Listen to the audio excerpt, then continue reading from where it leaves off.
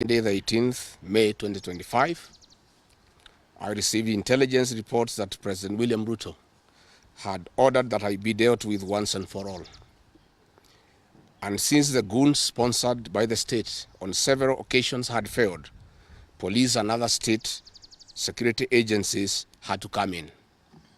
At about 11 a.m., same Sunday, 18th May 2025, this information was communicated to the Inspector General of Police, the Director General of the National Intelligence Service, and the Director of Criminal Investigations by the CS Interior Kipchumba Murkomen, and consequently, a killer squad composed of 101 lethal and dreaded officers from the administration police and seconded to the National Intelligence Service, accompanied by officers from the DCI, the Anti-Terrorism Police Unit, the General Service Unit, and the regular police were deployed. This killer squad have been carrying out extrajudicial killings and abductions. Yesterday, they were mobilized and cordoned off and blocked all exits from Gatanga constituency. This squad was armed to the teeth and hooded and with masks to conceal their identity because of the heinous acts they wanted to commit on us. This is despite that there are existing guidelines from the High Court that officers should be in uniform and not conceal their identity. At about 2:30 p.m., we received further intelligence from the deployed patriotic officers who are not in agreement with the information that they had clear instructions to plant arms and weapons in our convoy to provide evidence to arrest us and get evidence that they could charge us with in court. After about 30 minutes, the killer squad was joined by their counterparts who are highly trained in the use of biological weapons. Their instructions were to poison me through inhaled chemicals that would paralyze my brain within 3 months. This was the intent and the purpose of the whole operation. My team and I sought alternative routes as guided by the deployed security personnel, majority of whom are our supporters and opposed to what is going on. We have credible information that President Ruto has directed that my private security personnel be disarmed and be targeted for withdrawal of their licenses so that they can leave me vulnerable to allow room for goons to attack and possibly eliminate me. President William Ruto has expressed ungovernable anger that the state-sponsored goons are being overpowered by my private security personnel who are licensed gun holders. President Ruto is furious that the people of Kenya have not forgotten about the Kiambaa church massacre, where children and women were tortured in the 2007 and /8 post-election violence, and is unhappy that I keep on reminding the people of Kenya of the heinous act.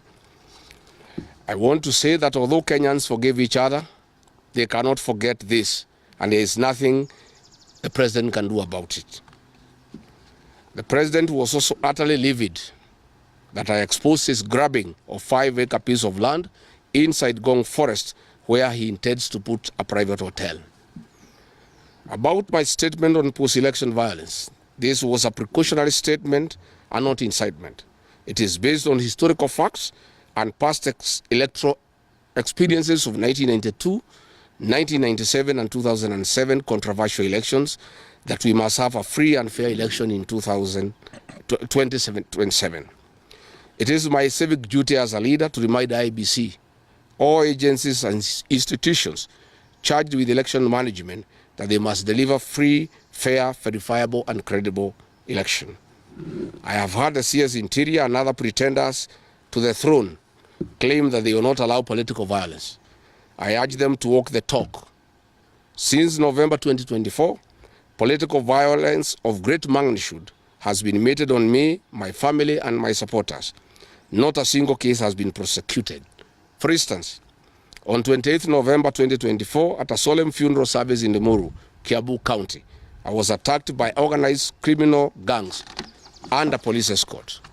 On 28th December 2024 in Shamata, Nyandarua, an inspector of police flanked by criminal gangs threw tear gas canisters at me. On 23rd March 2025 at ACK St. Peter's Cathedral in Nyeri, my convoy was attacked at a church compound by a known criminal gang under police escort. On 29th March 2025 in Naivasha town, we were attacked by the police. On 6th April 2025 at a church service in Mwik, PCA, hooded goons attacked us inside the church. We dismiss with contempt the loose talk by CS Interior that during the DCP party unveiling, where goons dared to cause chaos were fighting for handouts from us. These were state-sponsored, but fortunately, they were overpowered by security personnel and supporters. The CS has given instructions that instead of arresting the said goons, they disarm my security personnel to give goons free access to me and my supporters in future occasions. Let it be known that our party, DCP, has organic support, and we do not pay supporters to attend our meetings the way the government is doing to people to attend their meetings. Finally, let me assure the planners of this violence that you will not stop the cause of the people of Kenya. The one-term movement and the DCP party popularity will not be stopped and will not be slowed down. The cause to liberate Kenya is not about Gachagua. All the leaders with me. Wasting time and resources to stop me is a zero-sum game. The people of the Republic of Kenya have said that lies must stop, roads must be built, corruption must stop, abductions and extrajudicial killings must stop, education and health systems must work. They are some of the things that are making the people of Kenya restless. We are putting our supporters on high alert that they have the right to express their frustrations if injustice is meted on us. My supporters and I will not be cowed or intimidated by the use of the criminal justice system to manage politics. The drama of waylaying us on roads should be stopped. If the government knows that I have committed a crime known under the laws of Kenya and identified in the penal code, they know all my homes. And I'm here. They know my Wamanyoro home. They don't need to lay me on the road. Let them just come here, and if you have committed a crime, they can come and arrest me and take whatever action that they want to take. That is the end of the statement. Iko swali? Yes. Yes.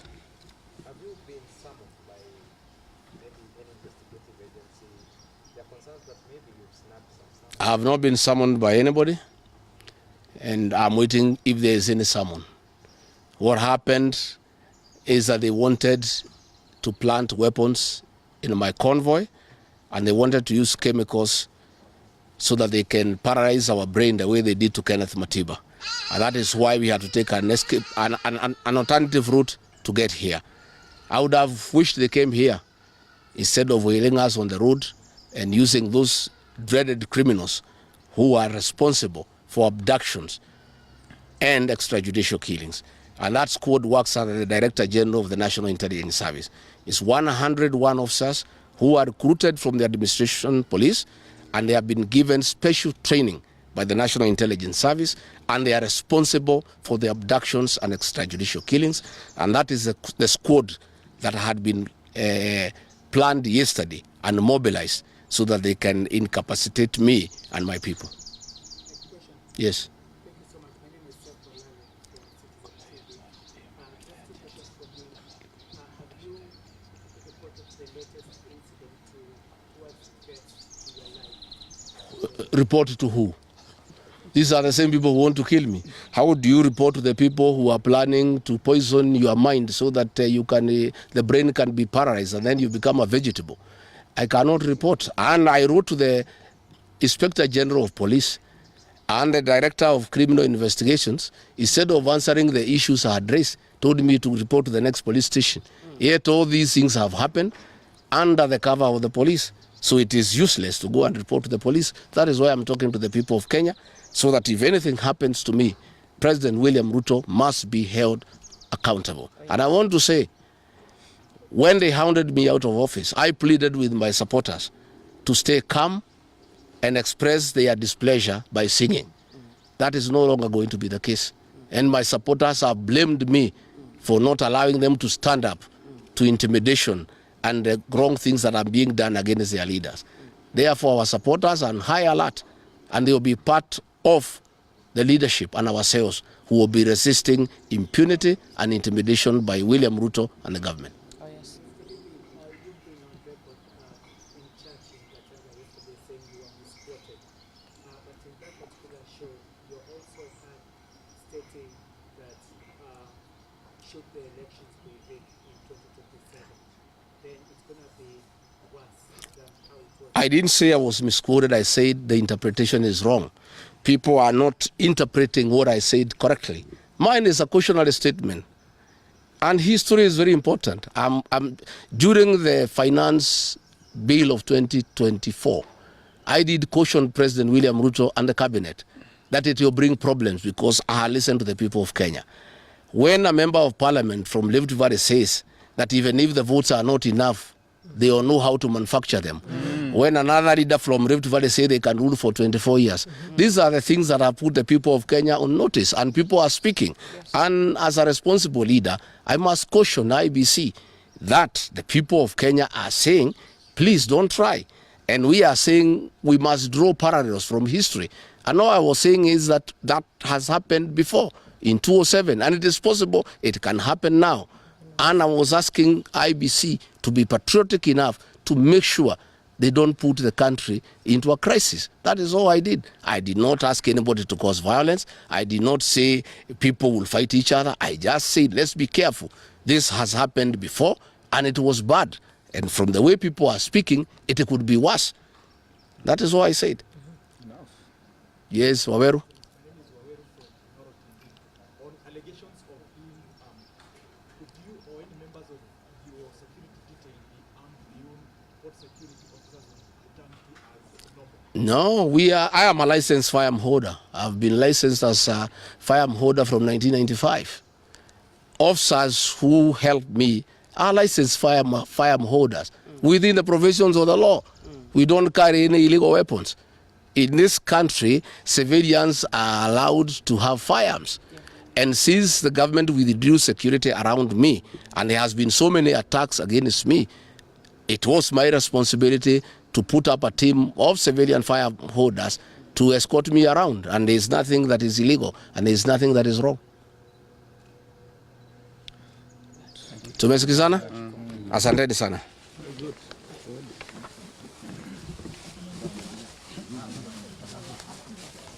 Karungo.